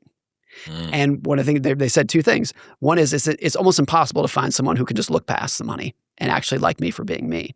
The other thing is that if the relationship progresses long enough, basically the family's lawyer pulls the boyfriend or girlfriend aside and says, if this relationship gets to a proposal, you will be met with the most ironclad prenup that has ever existed in the world. And after that meeting, so many of the boyfriend and girlfriends are like, I don't know. I don't know if this is what I want to do. And so you have these very good-looking 19-year-olds with unlimited money, and they're almost undateable. It's like, and so that's like a tiny violin thing. But the social pressure, I've called it social debt. There's a social debt that can hang over having a lot of money. That's very difficult to contextualize when you don't have a lot of money. What are the worst ways to spend money then? Like if someone wanted to guarantee dissatisfaction with their wealth, what would you tell them to adopt? I think you would anchor all of your expectations and all of your goals to the chasing the admiration of people who are not important in your life. I desperately want my wife and kids to admire me and love me and pay attention to me. After that, it drops off precipitously. And I think if you're the kind of person, and social media has really put a spotlight on a lot of these people who are just desperate for the attention and the engagement of total strangers. And their life's purpose, like the only thing that matters to them in their life is the engagement of strangers. And it's a very unhealthy way to go about things that I think is always going to leave you empty. So I think that's the biggest. I want to be very ambitious financially and career-wise to benefit a very small number of people in my life, fewer than 10 people, a family, a couple friends kind of thing. And after that, I couldn't give two shits about what happens from there. I think that's the goal of happiness, and everything around it, the opposite of that, of trying to impress people who aren't paying attention, is the source of the vast majority of financial misery. Okay. Ultimately, you do end up needing to spend money. And if people get to the place that they want to, which is some kind of wealth escape velocity where they can have more than they need, you're going to end up spending it on some stuff that isn't the necessities. So what's the opposite? What are the best places for people to spend money? I think where a lot of people go astray with this, I'll definitely get to what works, but where they go astray is don't spend money on things, spend money on experiences. I think a lot of things are awesome, and a lot of experiences can leave you pretty empty. Particularly in the social media world, I think of a lot of people, I would venture to say most people, pick their next vacation based off of what's going to make the best picture on social media. Oh, that's interesting. And I've talked about this before. You know what my personal example of this is? This is very subjective. People can disagree with this. Bali. Okay. You ever been to Bali? I have twice. I came off a moped once. Do you like it? Yeah, I do actually. Okay, so we might differ in this. I think Bali is super overrated. Not your bag. Completely overrated. Okay. We went there, and it's not bad, but I've been to so many other tropical places that were 10 times better. But if you go to Bali and you post a picture on Instagram or TikTok of you going to Bali, you think at least people are going to be like, wow, you went to Bali. That's so cool. It's so exotic. Super exotic. And so I think there's quite a bit of that, of like the experience thing is a different. What are the other than holidays, and what are some other experiences that you think people get the spend money on experiences, not things, staying inverted due to? The reason I think travel can be beneficial for a lot of people is sometimes it's not even the destination of where you're going or how beautiful the destination is. It's that you need to travel to kind of give yourself permission to detach from the rest of your life. And so if flying to Maui is the only chance that you can have totally uninterrupted time with your spouse or your kids, you just can't do it at home. You're too distracted at home. Your kids are too distracted at home. You have to fly to Maui in order to sit there and spend hours with each other in each other's presence and company. Like that's the value of it. I think that tends to be true. And that's definitely been the case for me, that I have to go somewhere else to totally detach. And if you have some sort of staycation at home, or even just a weekend at home, everyone in my family is all kind of just lost in their own world, their own priorities, their own email or friends or whatnot. They're all lost in it. And you have to detach from that in order to spend quality time. To me, that's the biggest value of spending money on travel, vacations. We'll get back to talking in just 1 second, but first, if you have been feeling a bit sluggish, your testosterone levels might be the problem. They play a huge role in your energy, your focus, and your performance, but most people have no idea where theirs are or what to do if something's off, which is why I partnered with Function, because I wanted a smarter and more comprehensive way to actually understand what's happening inside of my body. Twice a year, they run lab tests that monitor over 100 biomarkers. They've got a team of expert physicians that analyze the data and give you actionable advice to improve your health and lifespan. And seeing your testosterone levels and tons of other biomarkers charted over the course of a year with actionable insights to actually improve them gives you a clear path to making your life better. Getting your blood work drawn and analyzed like this would usually cost thousands, but with Function, it's just $499. And right now, you can get $100 off, bringing it down to $399. Get the exact same blood panels that I get and save that $100 by going to the link in the description below or heading to functionhealth.com/modernwisdom. That's functionhealth.com/modernwisdom. You know what it makes me think about how cool it would be to just have a cabin in the woods that's within 90 minutes of your house. Yeah. That is all of the benefit of not at home, not in work mode, not even in typical family mode. It's got all of our stuff there. And I guess this is why people like caravanning in the UK. I don't think it quite exists in the same way here in America. Yeah. But a caravan park where what you're doing is you're extricating yourself from the usual day-to-day monotony and you're putting yourself into this new thing, this different thing. Yeah. I guess the problem is that if you go there enough, that just becomes... It's not new anymore. Yeah. Fuck it. Fuck the caravan. I think the idea that you just hit on, which is what really what has the potential to make you happy. We said before, a lot of what happiness is surprise, is trying new things. And a lot of it is everyone has their thing that they might spend money on. Cars, food, clothes. Everyone's got a different thing. Everybody has a thing, but it's always different. And it's not always obvious what your thing might be. And so I think you have to experiment with a lot of different kinds of spending to actually figure out what's going to be right for you. So little experiments of like, try eating at a fancier restaurant than you normally would. It might not do it for you. Wine is not my thing. I have so many friends who are like, because I'm not a wine guy, and they're like, all right, well, you haven't tried the right wine. And they're like, here, this is going to change your life, Morgan. They hand me a glass, and I'm like, it all tastes the same to me. I'm sorry, I just don't have it. I'm a Philistine as well. Right. But there's other people that's like wine gives them so much happiness and purpose, and they love the collection, the tasting of it. Yeah. Everyone's got to find their thing. One of the things for me with reading is that I think a lot of the reason that if people don't like reading, they obviously just haven't figured out the kind of book that's going to work for them. And it's not always obvious what you will enjoy. And so for the longest time, I was like, fiction just doesn't work for me. But I've heard from so many people that are like, fiction changed my life. These stories changed my life. And I always tried and I couldn't figure it out. And I finally found like a genre of fiction that would work for me. But I had to experiment so many different times. It's like historical fiction. It's like it has a potential. Science fiction just makes I don't understand why anyone would enjoy it. But historical fiction, this could be true. I'm like, I can sit there and read this all day long. I love that kind of stuff. What are some of your favorite fiction books? Some of those, there's one that was a historical fiction of the history of New York City, starting back before it had been populated, when it was truly just a forest inhabited by beavers and whatnot. And then it tracked a series of families, a Dutch family that originally colonized that, and then through the generations, ending up with 9/11. No way. And tracked it. It's like a 1,000-page book. What's it called? Can yeah. look at it? Yeah, get it. Dude, that sounds fucking awesome. Amazing. Because when I think historical fiction, what I think is fall of the Roman Empire or Game of Thrones but without the dragons, and something that brings... what's that? Man in the High Tower? That was kind of similar, right? If the Germans won. Alternative history, but it's moderately modern history. Because it has a unique name. No, it doesn't have a unique name. The book's name is New York. Oh, and who's it by? Guy's name is Edward Rutherford. Okay, I imagine there's lots of books. He also wrote one on the history of London, and that has a unique name. Same thing. Yes. All made up. This is such a cool... And the history of China. This is such a cool way to do it. All that you do is take some interesting place and then make a fake story about... And his kind of how he does it is, let's start with a family and then track generations of that family over 500 years. Done the Vanderbilts. And it's fascinating. And he gets very deep into the culture of what New York was at different periods of time. That rules. Very different 200 years ago than it would have been today. So that I could wrap my head around. The best fiction for me is when I'm reading it and I forget that it's fiction. Yeah. It's just a slightly more exciting biography. Yes. Retelling of something that could have... The other trash fiction that I love is like John Grisham, because it easily could be true. And that's another where I'm reading it and I have to remind myself that he made all this up. I got into a spiral last year because I was pretty tired and I was trying to look after my health and do a bunch of other stuff.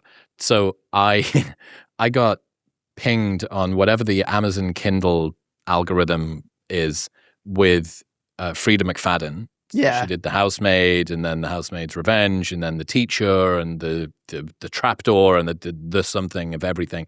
And then I did The Silent Patient by Alex Michaelides, and I just got sucked into this vortex of chick fiction. And I fucking loved it. And I thought it was There's a reason it's so popular.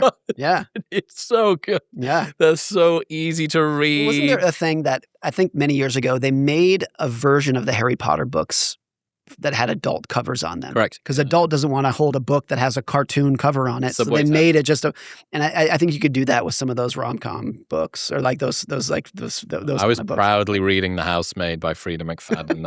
I was brandishing it to be, I'm reading have you read it? It's really lovely. I wonder what the twist is going to be. I mean, so many of those they're just amazing storytellers, and they keep you up. So I'm sure if Frida McFadden wrote a John Grisham novel about, or like a crime novel or a legal thriller, like it'd be amazing. Wouldn't that be cool? Wouldn't it be cool to go to some of the biggest authors in different genres of fiction and get them to try and maybe work together? You do one of mine, so you do a kind of domestic thriller thing about a powerful woman, and I'll do one of yours, which is about an unsolved murder, and then we'll get Jack Carr in, and someone can do one of his about a Navy SEAL that's been trapped behind enemy lines. Yeah. And it would be so cool to see what other people's interpretation would be. But the thing that you learn with, going back to dopamine, that you learn when you read something like a Frida McFadden book is so much of it is pacing and just keeping the uncertainty and the suspense going and the surprise and there's what's it going to be. And then after I'd read enough of these, it's almost a little bit like learning to read them is like learning to dance. It doesn't take much learning to read, but you become more excited when you know what's going to happen, but you don't know how it's going to happen. I know that there's going to be something and it's going to get me and I'm going to go, I think if you did that, I don't know if it would go both ways. I think if you had J.K. Rowling, if you told her to write a nonfiction, like, hey, J.K. Rowling, write a 1,000-word article about what's going on in Gaza, whatever it might be, it'd be amazing. But I think if you asked Michael Lewis or Malcolm Gladwell to write a fiction, it'd be much harder to make that work. The street goes in one direction. Yes. Well, because the storytelling is more compelling than the other way around. All of you guys, George Mack, who's knee-deep in his current book about high agency, all of you, especially yours, is kind of the canonical example of this. You're desperately trying to sneak nonfiction ideas under the guise of fiction. Yeah, you're just trying to tell stories. Desperately. Stories. So much of that in finance is important because 99% of financial media is A, lecture, and B, incredibly boring if it's formulaic. And that's the vast majority of personal finance books. It's a lecture, you're doing it wrong, you idiot, and here's a really boring formula that looks like an algebra equation of how you can fix it. And nobody wants to read that. It's not interesting at all. Your line of personal finance is more personal than it is finance. And okay, how am I going to interject into this very psychological, bias-driven, predisposed, patterned response with these statistics? That you did Shapiro's famous line, which you kind of reworked in the book, of facts don't care about your feelings. No. That could not be more wrong. Like, feelings really don't care about your facts. Yeah. They don't give a single shit. And that means that if you can, they should do what Ben is sort of putting forward is, in the perfectly rational world that we should want to live in, it shouldn't be the case that the way that you feel about something would impact your opinion of it, etc. But the bottom line is, it does. It does. And it always will do. Yes. So, I think so much about what my bias is when I'm trying to tell somebody something. I think about this with the live show that I do. Back on tour, Australia, New Zealand, and Bali coming up soon. I'm building out the new live show, and I've got my first work in progress show here in Austin on Monday. I'm like, fuck, like I've got all of these ideas. I've got 3 years since I wrote that first show, Self-Discovery, and I've now got the new one, Mostly Wise. Okay, what am I going to talk about? What am I interested in? And I've just got 250,000 words that I've written on the newsletter. Yeah. All of it is just kind of thinly veiled autobiographical journaling but it's personal. So, and then made into the third person. Yeah. So I'm like, I can't do this. I'm scouring the internet going, ooh, Salvador Dali. I think he brings my idea to life. But when it comes to trying to compel somebody to think a thing, peppering them with statistics and rhetoric just straight up doesn't work, as opposed to you going, well, look, the Vanderbilts managed to go from basically the richest people on the planet to zero in the space of 3 generations. And they did story. They did this. Yeah, exactly. It's true for almost anything in life that the best story wins. Not the best idea, not the right idea. It's just the person who can tell a good story that gets people nodding along. That's who wins. That's true in politics. It's true in business. It's true in everything. I remember I had this friend, it's probably 10 or 15 years ago, who was like, he hated Apple. And the reason is he was like, Samsung and Microsoft make better, they're technically better. And they have every feature that Apple does. And it drove him crazy. He was like, I don't understand why anyone would own an Apple phone. The Samsung is just objectively better. And that was interesting. I'm like, yeah, but Apple's just telling better. It's just a cooler phone. It just tells a better story of who it is and what it wants to be. That's the Ben Shapiro philosophy up against what actually happened. Feelings don't care about your facts. Yeah, feelings don't care about your processor speed. Yeah, people. It was just a better story. But you see that everywhere of just the person who can tell the best story. And this is why the example I like to use is Bill Bryson. Fantastic author, one of the greatest authors of our time. He's written some amazing books. And my understanding is that if you are an academic historian, if you're a Harvard historian, by and large, you don't like Bill Bryson because you consider him a pop historian, is what they would call him. Mm-hmm. And to me, pop historian just means you're a good writer. It just means that you can communicate things better than the academics who are writing in the most dense, verbose language that nobody wants to read. Mm-hmm. And so if you can, I think there's a lot of room in the world for people to take really good ideas from academics who have no communication ability and just explain them a little bit better. You can move mountains doing that. Both of us? What do you think? Both of us? My career is me poorly reinterpreting the ideas of smarter people who are smaller in platform and need somewhere to come and speak it. Sure. That's exactly what it is. It's like, hey, I had a conversation with a guy who is an evolutionary pediatrician. Okay. So he looks at child rearing through an evolutionary lens, and this is both from a developmental standpoint and a medical standpoint. His work's fascinating. He's done lots of work that's been tangential to reducing anaphylaxis from peanut allergies by realizing the amount, the sort of dose that these kids would be exposed to, and then you do this titrated exposure over time, and you can get rid of it. And you can do the same thing with dairy. And then he's talking about how 1 in 6 American adults have occipital flattening, the occipital lobe at the back of the head, because kids are laid on a mat for so long while their skulls are still forming, like an ice cube in a tray freezing in the freezer. Right. You've ice cubed your kid's head. But that a kid on the ground is a meal, and that you look at what happens with hunter-gatherer tribes and their whole... Anyway, 50 things like that I had to explain. It was so cute. He had to get maybe his daughter-in-law, he's like in his 70s, to get his daughter-in-law to come and explain to him how the webcam works. And I'm like getting him to sort of read it, and then I got him to sit down. And this guy is a fucking legend. He's so good. He's a great communicator. He's full of vim and vigor. It's great. I was like, you rule, and you're significantly more talented than me, but nobody knows who you are. Yeah. And mercifully, from 1,000 and a bit repetitions of doing this thing, sitting down with people like you, I'm like, I now have this weird kind of slingshot that I can strap you into and go, boom. Yeah. And just send shamelessly repurposing the ideas of people who are way smarter but just need a platform. Yeah. And then allowing them to come on and shine and go, dude. It's a great thing to do. I mean, this is what the internet and social media has done so well, is it's just turned a lot of things into a pure meritocracy. It's so egalitarian. I don't so care. Fucking egalitarian. Nobody gives a shit where you went to school. When I was just like, if you can tell a good story, you go straight to the top. And it's getting more like that now as well. Yeah. Right? Now that can be gamified, of course, on social media in a way that can be kind of nasty. When people learn that the right way to get attention on X is to do this and say that and rage bait and whatnot. You can gamify that, but still, it is 100,000 times more meritocratic than it was 20 years ago. Yeah, and the internet, I think social media is more egalitarian and meritocratic now than it was even 3 or 5 years ago. How so? The biggest YouTube channels don't have the most plays. The biggest TikTok accounts don't have the highest shares. The biggest Instagram accounts don't get the most reach. It's if you do.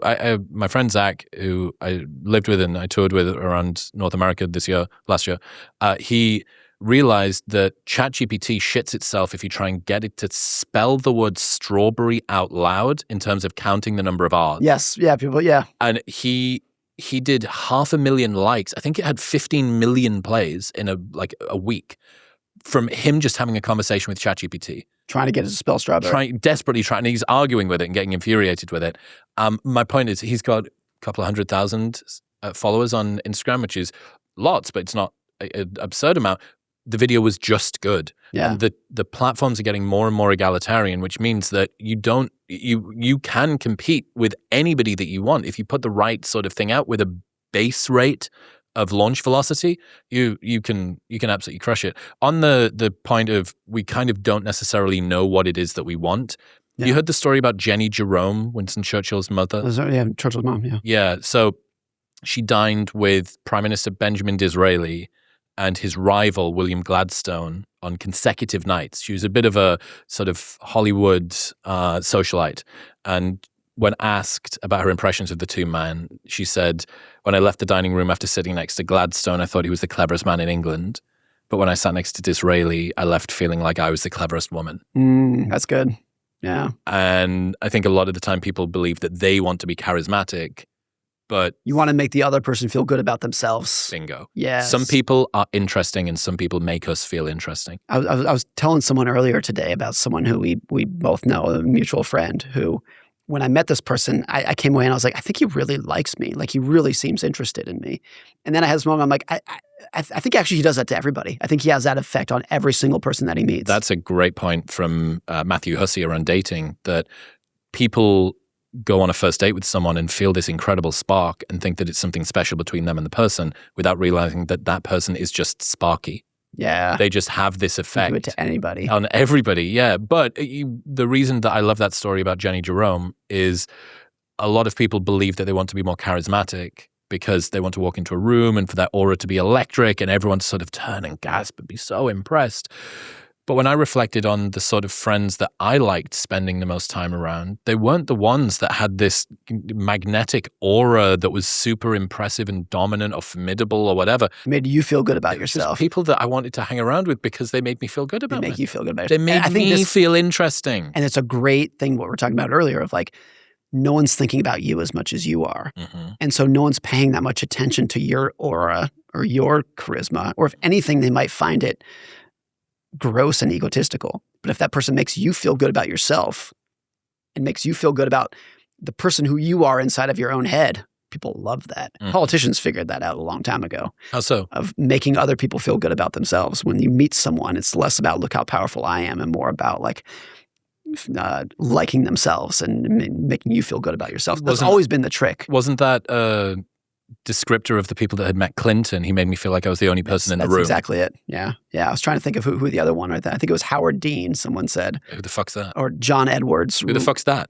They both ran for presidency in the early 2000s. John Edwards had a huge flame out, but they were very talented. If everyone they met, they'd be like, he really likes me. Magnetic. He remembered me, kind of thing. That's always been a skill. That's also a really good way if you want to hurt someone, if you really, really want to hurt someone, when you shake their hand, just look right through them. Yeah. I'll tell you, I won't tell you who they are because they're still writing. But I had a writing role model 10 or 15 years ago. Okay. Person I looked up to more than anybody, and I wanted to emulate this person. And not only the writing, but career-wise, I was like, I want to be this person. And I saw them at a conference and never met him, never exchanged a word with them. And I came up and I said, oh, I'm Morgan Housel. It's nice to meet you. And he went, who? I said, oh, I'm Morgan. I'm a writer for the Motley Fool. And he basically swatted me away and kept walking. Look through you. And I will never forget that. It made me feel so small. And the fact that I looked up to him so much at that time. And like, honestly, it was a know-nothing event. Like, I'm not going to pretend it was that big a deal, but I'll never forget it. People will never forget how they made you feel. Yeah. Good or bad in that moment. Well, you're right to say that the expectation as well, talking about expectations, talking about wealth, your expectation of meeting this person who you've idolized for a very long time, you had, because if you'd just been some bloke who didn't know who that other bloke was. He said, "Oh, I'm Morgan." And he's like, "Oh, it seemed a little bit rude." Yeah. Whereas you had the huge expectation. The clouds are going to part and the angelic music's going to come down. In his mind, I was just a little rat getting in his way that he needed to brush aside. In my mind, he's a hero. He's a goat. Yeah. The key to understanding most online debates is that a lot of people take joy in being angry. It's their preferred mindset because it makes them feel morally superior to the other side. It's intoxicating. That is such money. That is so good. And I think it's the idea that like every judgment is a confession. When you judge other people, you're actually confessing something about yourself. Yeah. And a lot of people enjoy being angry because it gives them an intoxicating sense of moral superiority. Because what you're saying is, if I say, Chris, you are immoral, you are doing things wrong, you're a terrible person, what I'm actually saying is I'm doing it better. Implicitly. I'm doing it better and I feel good about myself. I've elevated myself by pushing you down.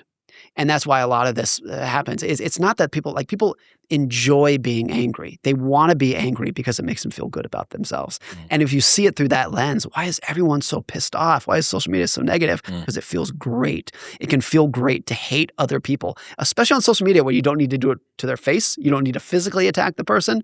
You just write this and I feel great about myself. You're implicit in that my morality stands on the shoulders of your morality that I've just pushed down a peg. The only way that I can really measure what my morality is if I identify people who are below me. Correct. And that's why it feels great to identify people below me and constantly be looking for them and reminding them that they're below me. There's an idea from evolutionary psychology about female intrasexual competition. It's called the bless her heart effect.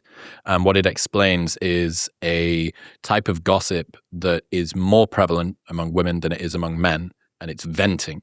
Venting is couching the critique of a potential rival under the guise of concern.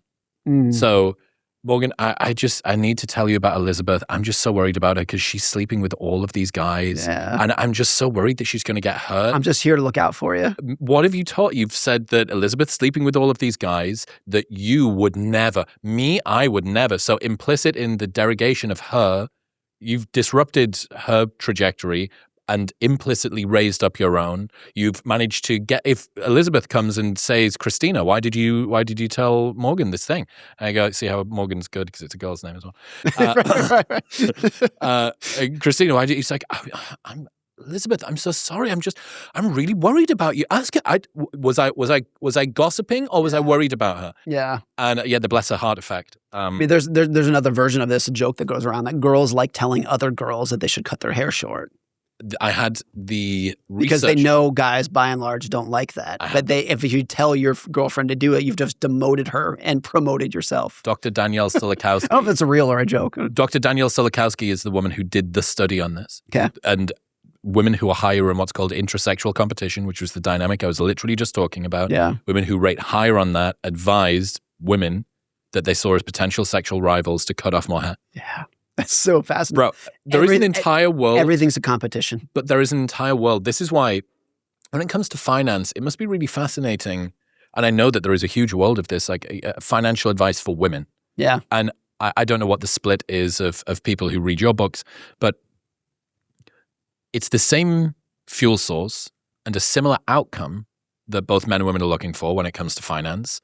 But their motivations for getting there have to be very different. And the way that they think about money, I would imagine that there is a big sexed difference. Steve Stewart Williams, who wrote the fantastic The Ape Who Understood the Universe, his new book is A Billion Years of Sex Differences. I can't wait. Yes, he's going to be so cancelled and it's going to be so fucking brilliant. Yeah. And there have to be some really interesting sex differences. Like, what is it that is driving women to accumulate wealth, and what are their fears? And what about men? Because we certainly know that women spend more money on beautification and men spend more on cars and watches. Men spend more on formidability. Women spend more on making themselves look younger. Okay, so what does that say about the motivations and the dynamics? And if you start to lose being number 100 in the world and then dropping down to 150, how does that feel to a man and how does that feel to a woman? Right. So, when you're talking about there is no one size fits all, even from the same culture, same family, same background, same industry, well, those two individual people, if you just pick man versus woman, yes, you get a totally different outcome. Universes apart. I'm willing to bet too. I don't have this data. I'm willing to bet if you were to sort through the most reckless Robinhood accounts of people who just blew themselves up. You know, they had a 6-figure account balance and bet it all on this thing and lost everything. I'm willing to bet good money 98% of them would be men. Of course. That's just the mindset of it. But I also think to that point, on the getting rich versus staying rich spectrum, I think it tends to be the case that men are better at getting rich because they are willing to take unbelievable risks. And women are better at staying rich because they have a more developed prefrontal cortex. I wonder... who can better size up the risk. I wonder if this is a really wonderful pro-marriage argument. You need both. Yes. You need the man to have got you off the launch pad, and then you need the woman to keep you out in orbit. I think that's cool. There's a lot of things in life. I forget where I read this recently or heard this recently that young men in particular like really need Scott Galloway's who wrote this. Young men really need guardrails by and large from women who can put the guardrails around them. Left to their own devices, they're going to make terrible decisions. Very bad. Yeah. I won't be surprised. I'm sure my wife and I have been together for 20 years, and I'm sure a lot of my financial philosophies in my own house are based on the idea that like, this is just me. I have a family to take care of. So I'm not going to take risks that I otherwise might if I was on my own, and otherwise would make perfect sense to me if I was on my own. But now I have the family guardrails around me to temper that down and be like, no, this ain't for me. Don't use leverage. For them. Don't use leverage. Not today. Right. let's not use more. And certainly I did a lot of crazier things when I was much younger and not married, not partnered. Because they seem like good ideas. I think the vast majority of young men in particular, when they are first exposed to investing, have a pure gambling mindset. And the idea of like, buy a diversified portfolio and hold it for 50 years, you're like, that's nobody's knee-jerk reaction of what you should do. Everybody's knee-jerk reaction is like, what's the fastest way that I can get rich? I wonder if that is going to become more prevalent with Polymarket and Kalshi. Oh, it's the worst. There is so much financial history across cultures, across countries, across generations, that if you give people the tools to light themselves on fire financially, they will douse themselves in kerosene and light the match. They will take it full and ruin their lives doing it. Yeah. And they'll do it. And so, look, I'm a free markets guy. I'm an individual responsibility guy. But giving 17-year-old boys the power to bet their meager life savings that they need for tuition or whatever it might be to bet on the spread of tonight's game. I don't think we're going to look at that fondly. And every statistic, it hasn't been around for that long. And every statistic, if you talk to like therapists of just like the explosion of young men coming to them and being like, I'm broke. I lost everything. I spent all of my time. What on? Sports betting. Sports betting. Wow. Or stock market. Wow. Robinhood kind of things. And so it used to be whether it was legally or the barriers to entry to stock trading 20 years ago were pretty high. You know, you were paying per trade. There was a per trade fee that was like a speed bump that I actually think was a good thing. Like there's not a lot of times in life where lower cost gives worse consumer outcomes. I think stock trading was one of them. It was just enough speed bump for you to be like, do I want to be doing this? Is this the right trade to make? Now you can just sit there on Robinhood all day and just buy, sell, buy, sell, buy, sell, buy, sell. And everything we know about investing is like, that's the behavior that's going to lead to regret. What are some of the biggest well-meaning mistakes that parents make when money enters the picture and it's related to their kids? I think a lot of wealthier parents, not super wealthy, but just parents of some low level of means, have an idea, very understandable idea of like, I want to use my money to give my kids a better life, but I don't want them to be spoiled. And the way that they go about that with very well-meaning intentions is being like, look, we have money to help this child, but they need to go do it themselves. They need to go earn themselves and suffer on their own and whatnot. And inadvertently, what often happens is the parent thinks that they are teaching the kid hard work and dedication and integrity. And the message that the kid actually hears is humiliation. That the parents could be helping them, but they not, because I'm not worthy of their help. Oh, and it's very, and in the mind of the adult, in the mind of the parent, that doesn't make a lot of sense. In the mind of a 14-year-old, that's all you can hear is, I'm not worthy of their help. And it goes astray. I've told this story before about a good friend of mine whose grandfather was very wealthy and didn't want his kids and grandkids to be spoiled. And so when they went skiing, his grandfather would say, if you want me to buy you a lift ticket, you first have to hike up the hill.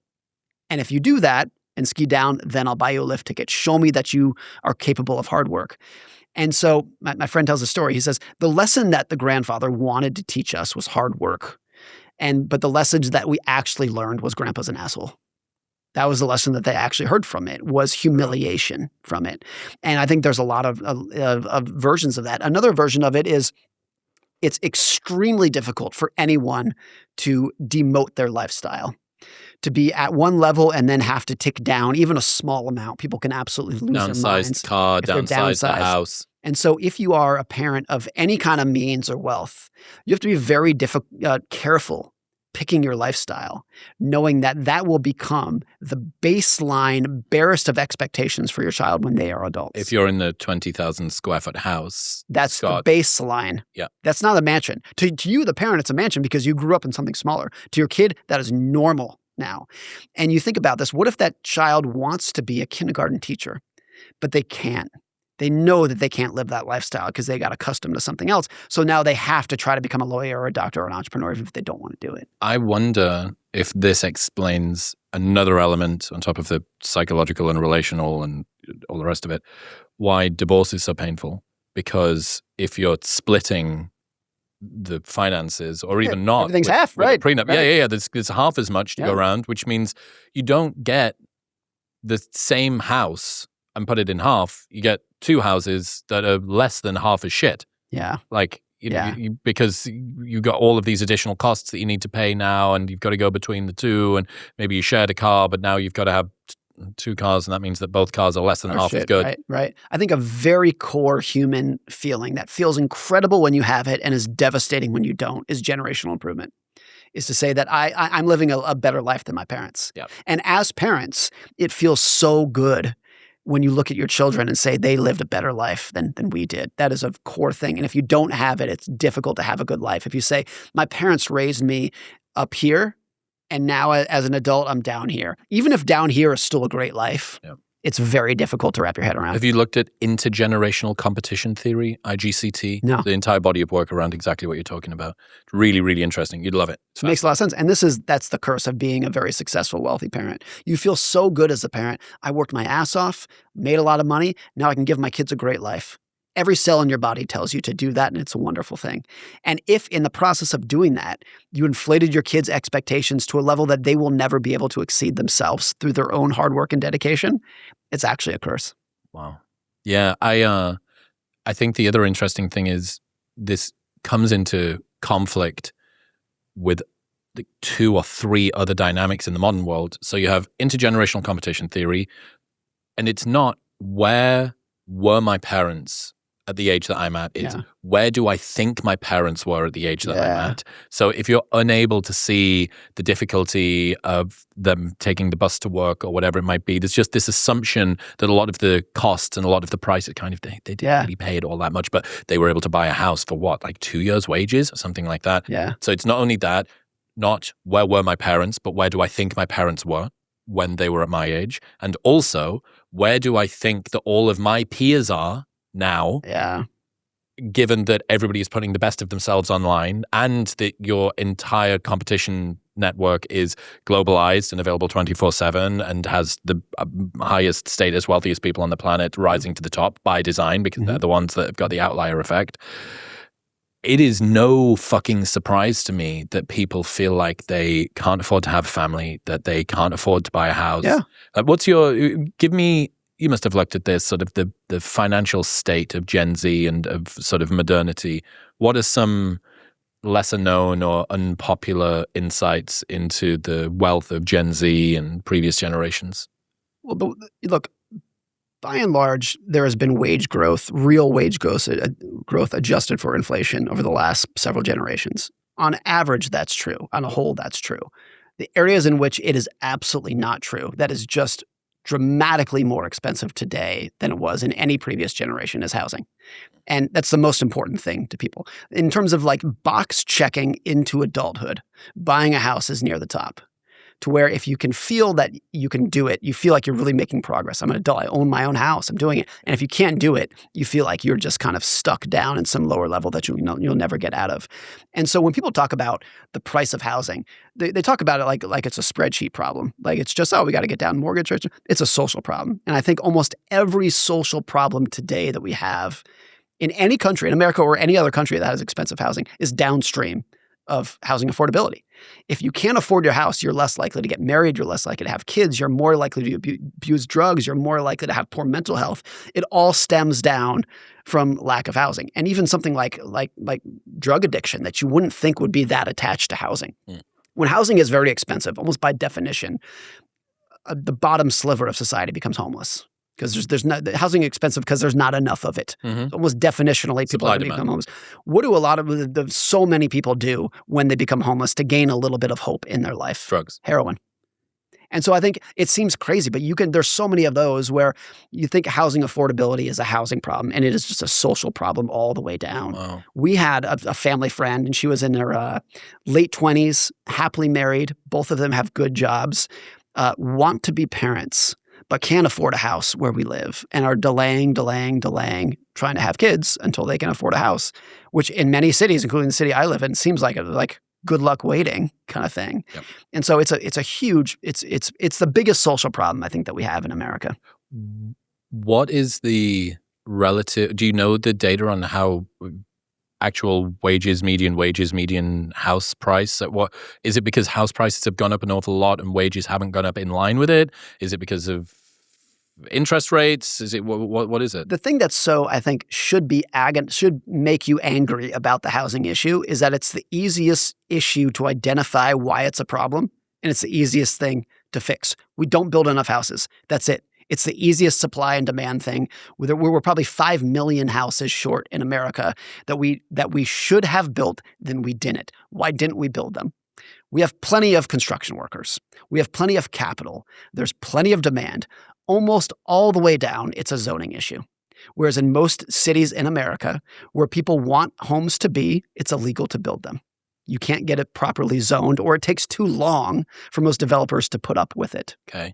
And so it's purely it's a choice. It's a choice to be in the situation that could end tomorrow if people understood the problem enough. Hang on. So we have the money to build the houses, of course, and the people to be able to the demand to do it, the people to be able to build them, right, and the materials to be able to make them, of course, and the people to live in them, yes, and the demand for them, right. But because of talk to a real estate developer in Los Angeles who owns a plot of land that wants to build 100 homes on it, and it'll tell you it'll take you, if you're lucky and good and spend a fortune, it'll take you 3 to 5 years to get it permitted. And by that time, you'll probably just give up and move somewhere else. This is fucking insane. I didn't know that any of this. It should be the biggest problem. There's several books that have been written about it recently. Abundance by Ezra Klein and Derek Thompson is a good one. There's another book called Stuck that is about the history of zoning rules. And why is zoning getting in the way? What is it that they want? Well, this is by other people not want houses built. People who already have houses don't want other homes built around them. The other thing, I think the most dangerous thing that we've done in America in the last 50 years is convince people that rising home prices are a good thing. And now if you own your house, you think, oh, I bought this house for $200,000 and now it's worth $600,000. I just made $400,000. I've never seen so much money in my life. No, you didn't, because if you sold that house for $600,000, you have to buy another house that is also inflated in value. So you didn't make anything. You didn't make any money whatsoever. Yeah. Who you did push out is the first-time home buyer who didn't ride that wave of rising home prices that is now priced out of a house. That's such a fucking good point. How have I never thought about this? That if you buy a house low and sell it high, you still need a house. You need another house that is inflated by the same amount. The only exception to this is if you downsize. But that's a very rare thing to do. If you migrate or downsize. Well, I did it. But most people do neither nor. I don't own my house in America, but I did very fortunately manage to buy a house in the UK. And I did it the other way. So I went from the northeast of the UK, very working class town where, at a not particularly fancy wage, I think less than 1 year of annual salary for me was my deposit. So in the space of not too long, by being frugal, I was able to save up enough money to be able to put a deposit down on the house. Yeah. Then I moved to America, and the world is very different over here. It's a different thing. It is a different fucking beast. Trump had a very honest comment about this 2 weeks ago. And this is one of the great things about Trump. He'll tell you exactly what's on his mind, won't sugarcoat anything. And he said, look, I'm paraphrasing him, but he said, if we build more houses, that's going to come at the expense of people who already own houses. If you build more houses, the price goes down. That's phenomenal for the people who don't own a house yet, and it's devastating for the people who do. And so that's where we're at this huge stalemate between the two, right? And I'm going to guess that local house owners lobby the zoning people so that we don't want more because we don't want to lose our right. I get. I read this book recently on the history of Levittown. Do you know what Levittown is? I know a funny joke about it's near Long Island. Oh, there's several of them, okay. And it was at the end of World War II. We stopped building houses in World War II because we needed the material for other things. So we didn't build a single house basically, and then you had 16 million GIs come home. All of whom, what they wanted more than anything else was a house. And so they came home in the late 1940s and there was a massive housing shortage and prices surged and it was a huge problem. But back then in most areas of the country, there was very little zoning. And so the Levitt brothers started buying up old abandoned farms and they built tens of thousands of houses, just threw them up. And this became like the quintessential white picket fence, small, that housed all the GIs. And one of the parts of the bill of the book that's really interesting is, like I said, there's virtually no zoning back then. If you bought a farm, do whatever the hell you want with it. Now we're sitting here in Austin, Texas. Texas is one of the few states that still more or less has that. And what is true about Texas housing? It's cheap relative to other areas of the country. And if you go to San Francisco, Los Angeles, Seattle, extremely difficult zoning, and an entry-level shit house costs $2.5 million. And it's absolutely devastating to the young generation who rightly feels that the opportunities that were afforded to their parents and their grandparents don't exist anymore. I should do more about this on the pod. If you were to bring somebody on the podcast, who would I speak to? Who do you think's good on this topic? Probably Derek Thompson. Okay. Yeah, probably understands it more than anyone and can articulate it very well. Okay. Yeah. Cool. I should do more about this. The book Stuck is very good, and the history of zoning. And zoning started really with as a way to keep Chinese immigrants out of white people neighborhood, out of neighborhood. And it started with that, and it just expanded, and blew up there. So it has like very strict racial beginnings that came into as something that almost every city in America now practices. And it's now been inherited by domestic people that Americans everywhere. Yeah. And when you frame it again as the first part of the equation, like if the value of your house doubles, you didn't gain anything because the house that you have to buy. So frame it as this. Bro. We are stifling young people's ability to buy a house so that old people can raise the value of their house when they're not actually gaining anything at all to begin with. They don't actually gain any wealth. It's the entire waterline. It's the entire. It's all of it. Yeah. Right. Everybody's going up and down together, I suppose. And so here's the other thing that's so crazy about this. To Trump's comment, if we build more houses, the value of homes would fall. And that would hurt people. It wouldn't actually hurt them. If your house is currently worth $1 million and then we build tons of houses and now it's worth 500, you didn't lose anything. Because you sell that and buy another house that's 500. I suppose the problem here is you need a God's eye view to coordinate all of the houses to go up and down together. And so much of this is, the vast majority of it is local rules and laws. And if you think national politics is dysfunctional, local is much more so. Okay. Art of spending money. Talked about a million different ways that you can get spending money wrong. What about not spending money? Because there are the misers. There's the Ebenezer Scrooge on the other side. Bill Perkins' book, Die with Zero, is fucking fantastic. Fantastic, yeah. Wonderful. What is your perspective, or what is there to know about people who can't put their hand in their pocket as opposed to keep putting it in too frequently? I have two views on this. One is it's just as broken and detrimental to have a mentality of I can't spend this money to the person who can't spend it fast enough and runs himself over a cliff. It's just as much of a mental illness in that situation. And if you talk to a lot of financial advisors, they will tell you the number one psychological ailment of their clients are baby boomers who have saved several $1 million, can easily afford to safely have a wonderful retirement and can't bring themselves to spend a penny of it because their financial identity is number goes up every year. I'm a saver. I'm a saver. And my net worth goes up every year. And the idea of starting to entrench that down is so painful to them. The other side of this, of why I think it's actually half rational, is we're fortunate to live in a world where if you retire at 60, there's a meaningful chance you're going to live into your 90s. And so you're talking about, it was not that long ago. I mean, 60 or 70 years ago, the idea of retirement, by and large, didn't exist for most people. People just worked up until they worked until couldn't work anymore. Your retirement party was also your funeral. That was how it worked. And retirement was something that rich people could afford to do, but ordinary people, it didn't work at all. And then even if you go back to the 1980s, you retired at 60, you're probably going to die at 68. So you're talking, you might need to fund a retirement for 3, 5, maybe 10 years. Now you're legitimately looking at people who might need to fund a retirement for 40 years. And the amount of money that so the idea that they are worried about spending too quickly, and you're like, yeah, good worry. You should think about that. Yeah, between some people getting to wealth escape velocity and longevity, increasing lifespan, you could end up with, well, I mean, even for your adult life, you're talking about only maybe about 50% of your time being spent working. Yeah. If you live until you're 90. And you retire at 65. You got, I mean, that's not far off. And it's a period of time that you need to fund that would have been just such a magical thing to my grandparents' generation, to our grandparents' generation. So the idea that people think about that longevity and don't want to overspend makes a lot of sense. And you can match that with people who still have a mental affliction of, I can't bear seeing the numbers go down. I don't know if I'll do a good job with this, honestly. Right. Now, I'm in wealth accumulation growth mode right now. Yep. When I'm 80, I don't know if I'll do a good job of it because I do feel like, in a way that's probably not good. You know what I think? Number go up is important to my identity. Yeah, I think a good line from Bill Perkins' book about give your kids their inheritance when they're 30. I think that's my favorite takeaway from his book and changed profoundly how I think about inheritance for my children. Yeah. Profoundly. Yeah. The simple fact that if you wait until you die, your kids don't need your money. Right.